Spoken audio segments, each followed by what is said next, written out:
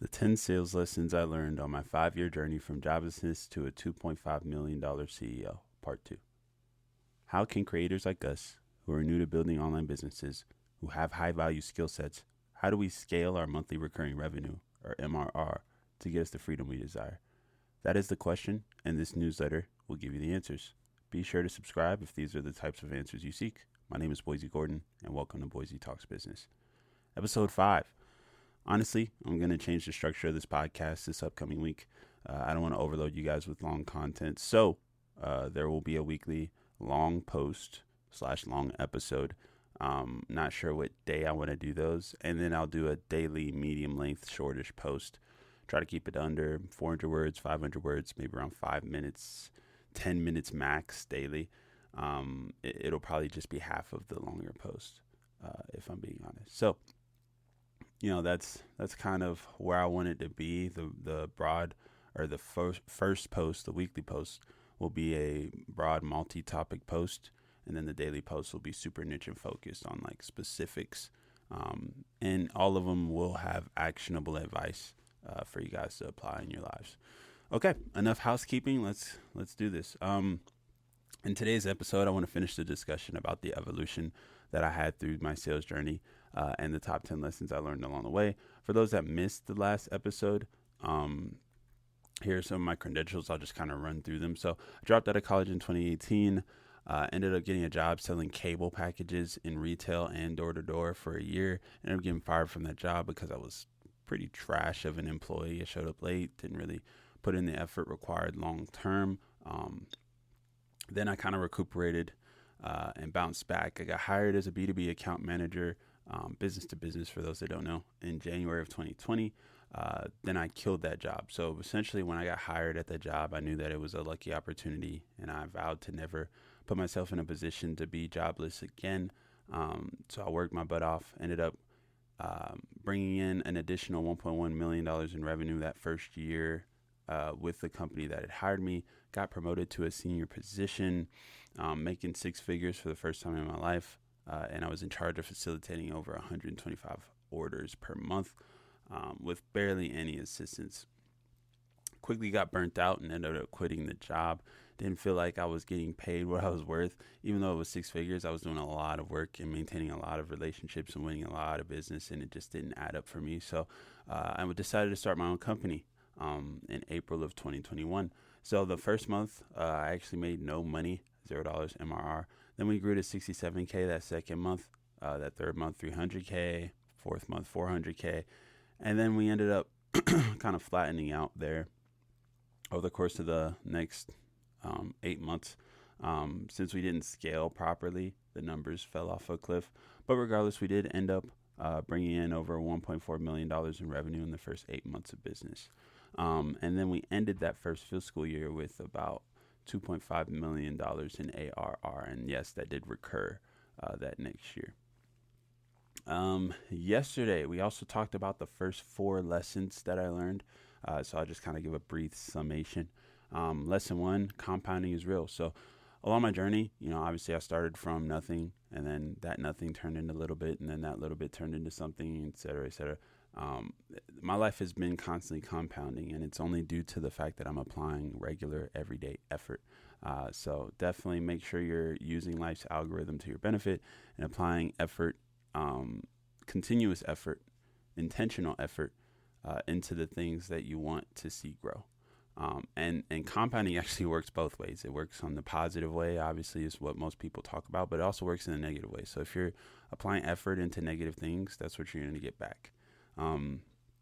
Lesson 2, the CEO should always sell. Why did I say sale? Whatever. This is something I had to learn the hard way when I first started my company. I was kind of burnt out. Remember, I'd been selling for the last 2 years, and I didn't really feel like it was meant for me. I was a little traumatized by some of the experiences that I had undergone. And so that made me less than motivated to continue selling. So the minute we got success, the minute we scaled, I wanted to give away the responsibility. And that put us in a predicament where the people who were best, or the roles that people were best at, weren't being handled by them. like for instance, I was the best at sales, but I wasn't doing sales.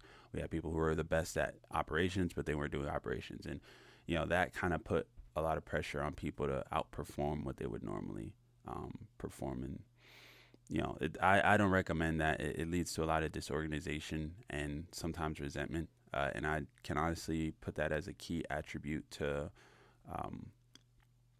why we didn't scale faster and why we didn't continue to scale going forward. And then lesson 3 is never be impatient. So this is mainly going to be about sales calls and whatnot, and just spiels and communication. You don't want to jump the gun and break that wall, or break the glass ceiling. I'm not sure. I'm pretty sure breaking the glass ceiling is a good thing, but you don't want to put too much pressure on the client right away. I used to get super excited on sales calls. And then the minute that I had something to offer, I felt like it was a good fit, I would just, boom, offer what I was selling. And oftentimes you could see the vibe change on their face. It's like, oh, yeah, I was having a good conversation, and now you're just a regular salesman. You don't want that. So definitely be patient. Wait for your opportunity. If that doesn't present itself or they don't ask you outright to tell you what you need, then you can just sell them at the end, when the conversation's winding down. But you don't want to ruin all the rapport you built. And then lesson 4, sales is sales is the science of relationships. This is very important. I used to treat sales very methodically, plugging and playing different parts of my pitch, making sure that it's the most efficient and effective for what I was selling. And that fast-tracked my success. If you want to know more, I went into a lot more detail on each of these lessons in the last episode. So be sure to check it out. I did put a link in the article, but be sure to come back as well so you don't miss the next 6 lessons. Okay, recap completed. So here are the next 6 lessons I learned along my journey. So jumping right into it, lesson 5, always ask for more. This one is a bit more controversial.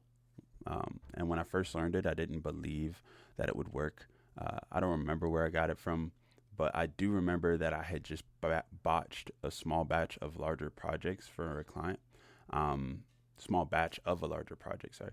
Something that I missed, maybe like a pickup, or maybe there was an added charge on some of the invoices. I don't know. The details were fuzzy. But however, the client was very pissed. That was not fuzzy. I remember them calling me and just like going ballistic. And that was, a little bit scary. But then I remembered that I'd received the tip, always ask for more. So I decided to whip it out. I was like, I'm going to ask for more business, no matter how mad they seem. So I said, hey, client, I'm not going to say their name. Sorry about that. We'll get it right. Do you have any more lanes on this project we can handle? That's exactly how I said it. And she said, no, not right now. Literally how she said it. Like, it was like a little bit of like, are you serious? Or like, really? And that was it. That was the worst that could happen. It was a no. And so I laughed at myself for thinking worse than that. I thought I was going to lose a client for doing that. I don't know. I think adding that little bit of shock to the situation made her calm down a little bit. And then the crazy part is 2 days later, that client calls me and she's like all flustered and stuff. She's like, Boysie, I need your help with this, like thing that you asked for. I want to give you more business. Right. And I say, of course, I got you, just send it over. And what I had done took a little bit to turn into something, but it worked. I got to erase a bad thing that I did with a good thing, and I made more money in the process. So always ask for what you want. Closed mouths don't get fed. Even in a situation that seems untimely, ask anyway. The worst they can say is no. I haven't heard of anyone getting more pissed for wanting to help them more or make up for a mistake. Like, I've never heard of it. So whatever the situation is, just ask for more, especially if you have the rapport and relationship with the person. Just make sure that you outperform on the thing that you asked for. You don't want to underperform and end up risking,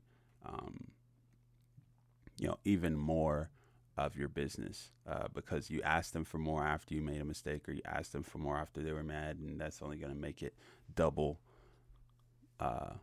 the level of anger or whatever. So, lesson 6, your brand sells more than your service. So this is something that I definitely had to understand very early on. It was something that was actually working for me, but it just wasn't apparent right away. I didn't know why it worked. And honestly, that's kind of the key to success. It's just failing, failing, failing. Okay, something worked. Why did it work? Repeating why it worked. Okay, it didn't work as well when I repeated it. Why didn't it work? Like, it's just a constant process. Like I said, this is all a science. Sales is a science of relationships. So you're just applying that methodology in that way. But here is, your brand. Everywhere I sold, my name became known. When I was in B2C or business to consumer retail, people would remember me and say hi. As they saw me, they'd be, and I'd be in different stores, all over the region. So people would shop at different grocery stores, recognize me, and want to come up and talk to me, or want to tell me how good the service was, or tell me how bad the service was. Like, they just wanted to talk to me. And then, when I was B2C or business to consumer, door to door, people would invite me in for a drink. People would honk their horns as they saw me walking down the street. People would wave from their patios. People would point to the dish that was on their home. All crazy stuff. Like, it was a relationship there. And then when I was business to business account managing, employees of other branches and employees of the companies that I would work with outside of the DM would know who I was. And they would just, talk to me, ask me how I was doing. And I didn't really have to put any effort into that because of the type of relationship I had with the decision maker. And you could tell that they were talking about me behind the scenes. It wasn't just when I called them, they were talking to me. No, the minute I got off the phone, they were talking to someone else about me, or something funny I said, or something I suggested they add to their process. And then when I was the CEO, my customers would send me referrals regularly. Every employee who was involved with their logistical process knew who I was. Similar to when I was B2B account managing, I built relationships throughout the company. I created a web of connections so thick that in order to leave my business and stop working with us, you would have had to disappoint everybody who worked for you. Because you may be unhappy with something we did, but 90% of everybody else loved us. So you would have to have justified, and we were never going to make a mistake that big, right? So it's not just about, avoiding people leaving you, but, that's a benefit. I recognized quickly that who I was as a person would spread faster than who I was as a salesman. So I focused on building my reputation. I'd call people to learn more about them. I'd wave to people as they were passing by. Even those who rejected me, it didn't matter who they were. I made sure that whatever I did accentuated or displayed the brand values that I had. Funny, intelligent, kind, didn't really matter. Just something positive. I wanted to be associated with a good time, good vibes. And because of that, my sales and client acquisition always took off. My brand compounded like crazy. And now that I am learning how to build online, I can start to connect the dots between what I did that worked in the field and what I can do to work online. It is a little bit harder to communicate those values via writing. I'm not really an experienced writer, but I'm working on it. So who you are as a person is talked about more than what you offer as a business. And that is a bar. I'm going to tweet that. Probably coming out today. Let's move on. It's getting a little long, so I'll kind of, it's fine. We don't got it. You don't have anywhere else to be. It's Saturday. Lesson 7, start a movement. I heard Russell Brunson talk about this recently in his book, Expert Secrets. Yes, I'm still reading the book. I'm building in public.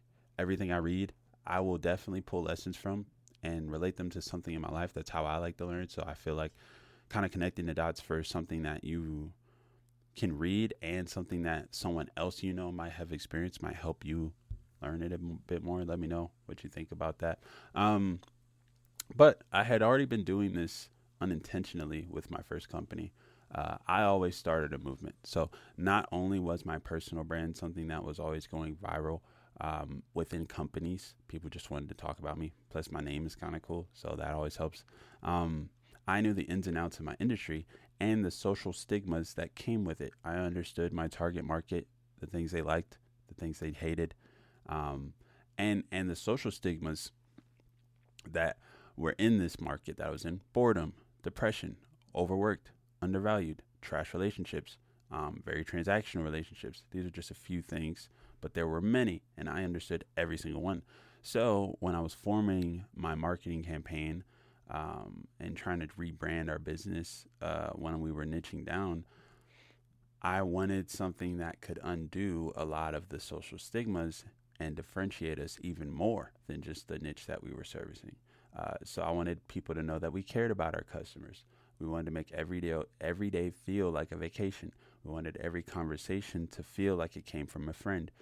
So I integrated this type of messaging within every part of our outreach process, from our subs or from our websites to our pitch. And it worked until I left sales, but it worked.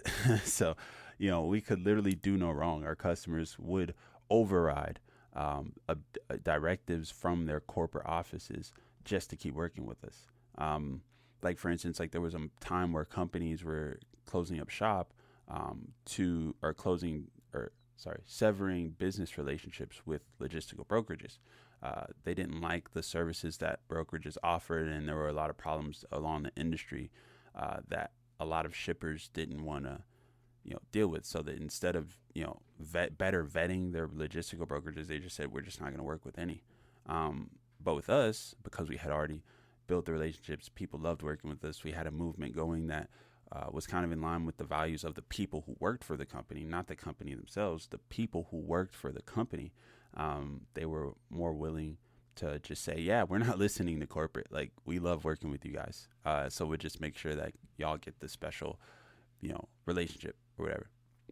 And this happened with 8 or 9 accounts who were very big. I would say those 8 or 9 accounts were responsible for over 50% of our entire revenue. So starting a movement is powerful, and if done the right way, can be an effective way to increase conversions and maintain relationships. That is a big key to growing revenue. Maintain the relationship. You worked hard to close the customer. Don't lose that. Keep it going as long as possible. Our customer lifetime value, I believe, is $1 million in revenue. it was, yeah. So, it was probably 400,000. I'm thinking of those smaller or those larger accounts, but it was probably $1 million, because it'd be spread out over a year or two. It's a year and a half we averaged per client. Anyway, most of these tips and lessons are completely optional, but emotional intelligence, which is lesson 8, is always required. This is an absolute necessity. Without it, every pitch would be a shot in the dark, and you would need to take a quantity over quality approach to closing business. And with the rise of automation and AI, quantity doesn't do you any good. If the quality isn't there, people know, and they don't really care. They're not gonna waste their time talking to a bot, right? So if you want to take a quantity over quality approach, good luck with that. You're gonna work a lot harder for minimal result.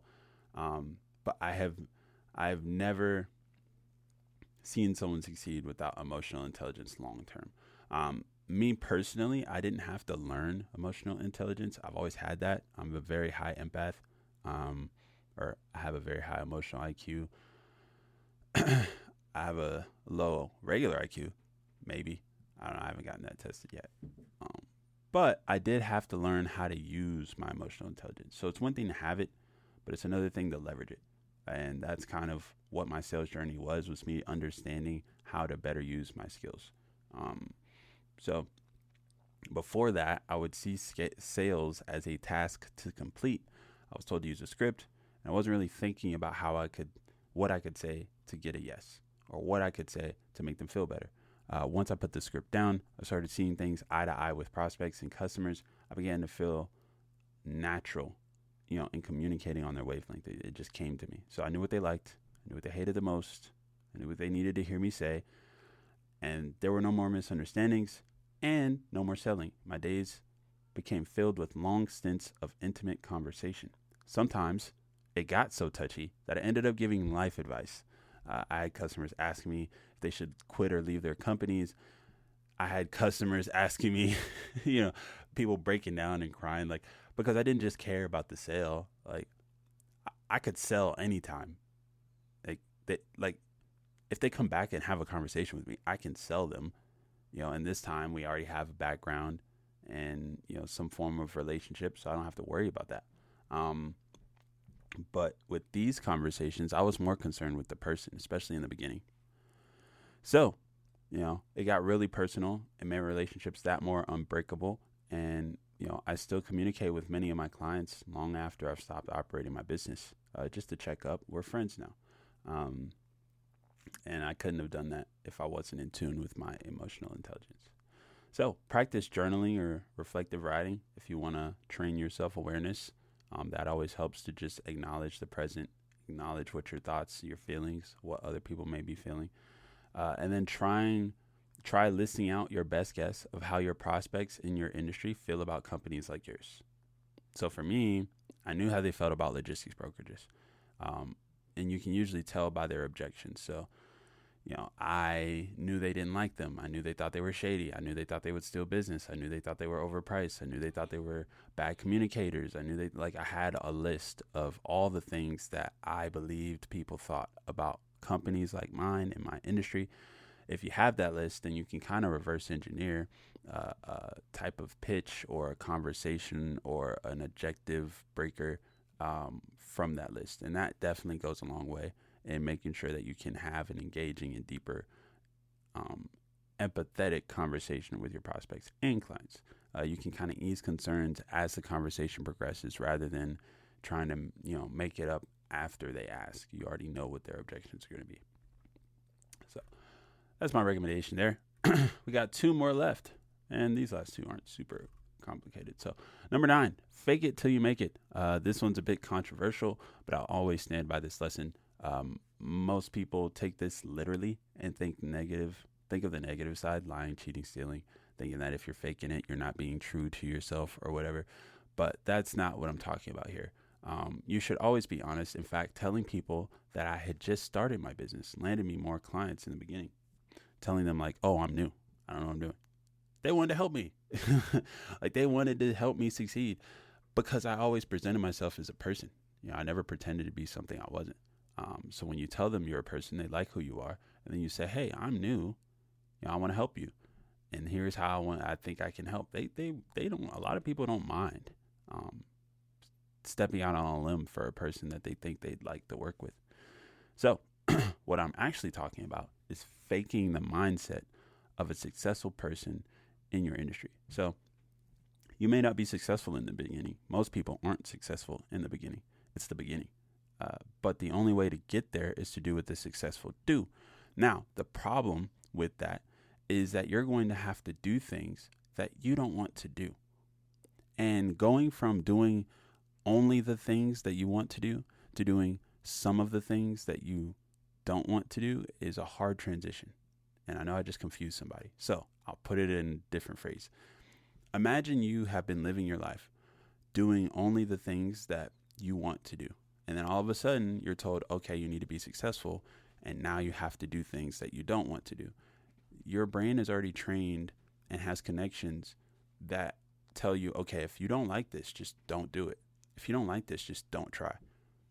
You've already been set up for failure because in order to succeed, you're going to have to go above and beyond and do things even when you don't want to.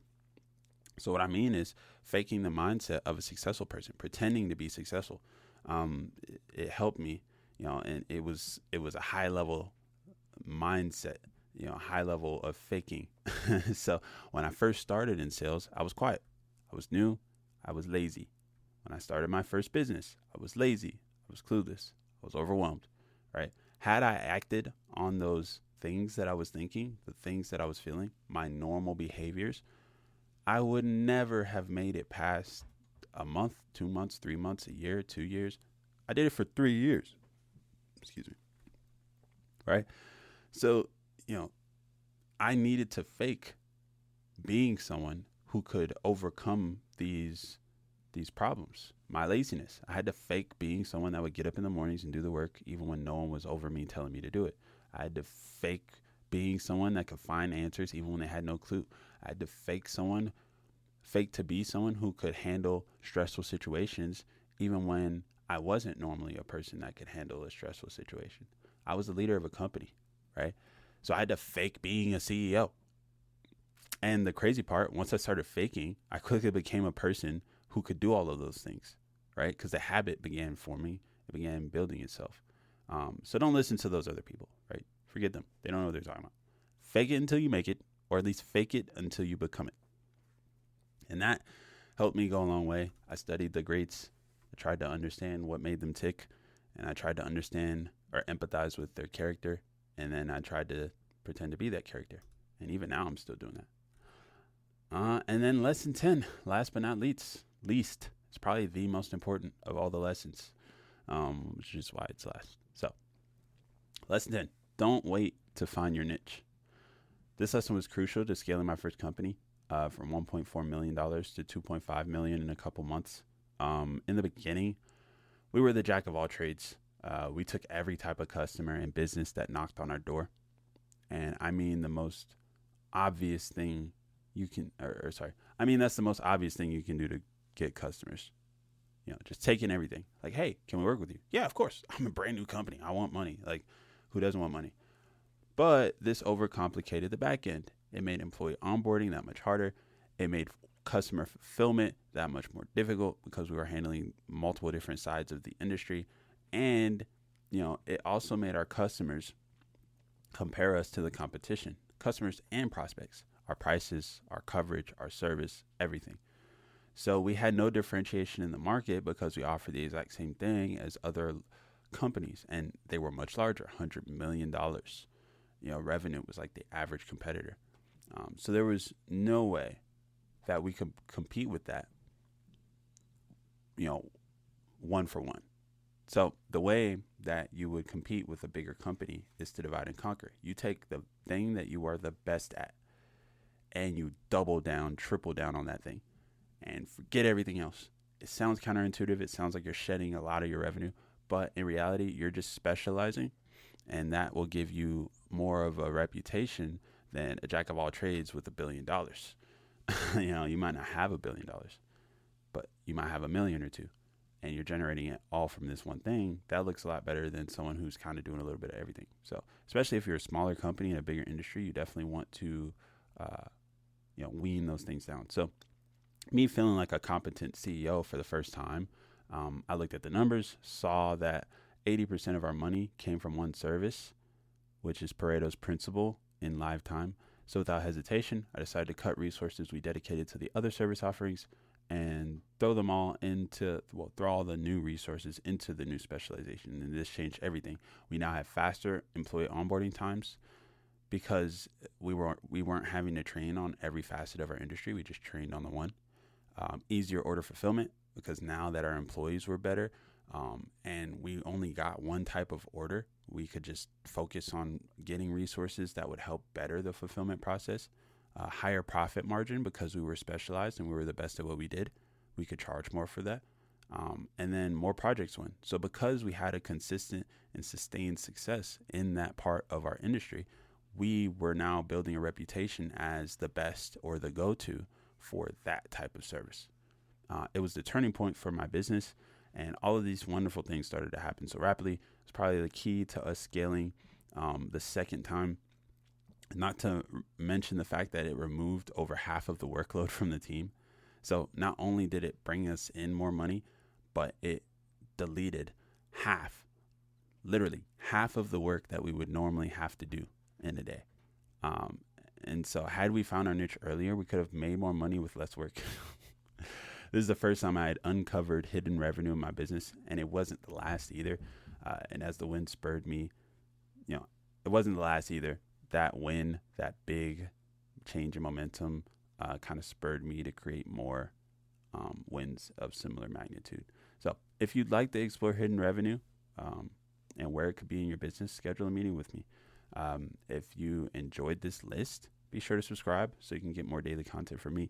I promise the next podcast won't be as long. I figured this one would be a little longer since I had to go through six lessons. But thanks for reading. Thanks for listening, whichever one you chose. And have a wonderful rest of your day. And I'll be here tomorrow. Peace.